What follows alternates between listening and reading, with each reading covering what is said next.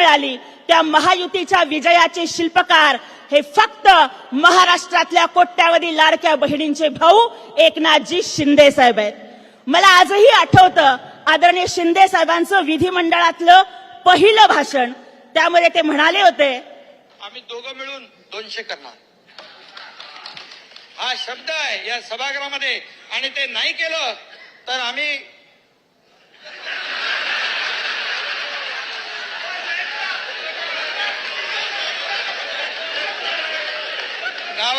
गावाला शेती करायला जाईल.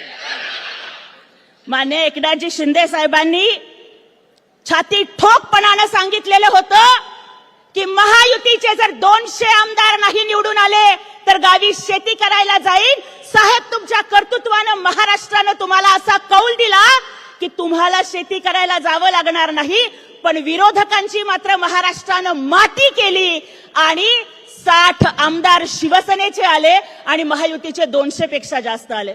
उबाठावाल्यांनी 100 लढवले आणि त्यांचे 20 आमदार निवडून आले.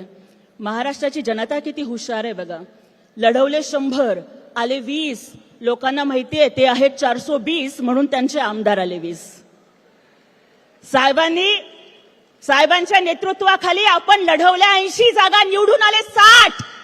अरे, पन्हाळाचा किल्ला घेताना छत्रपती शिवाजी महाराजांनी कोंडाजी फर्जंदाला विचारलं की कोंडाजी सांग किती मावळे पाहिजेत, तेव्हा कोंडाजी फर्जंद म्हणाले की राज, फक्त 60 मावळं द्या, तो पन्हाळा तुमच्या पायाशी हजर करतो.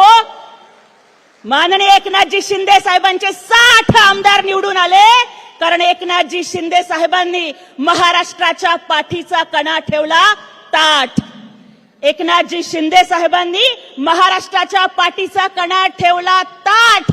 फोडून टाकला महाविकास आघाडीच्या फेक नॅरेटिव्हचा माठ आणि म्हणूनच शिवसेनेचे आमदार निवडून आले स्वाभिमानी 60. मला आज या ठिकाणी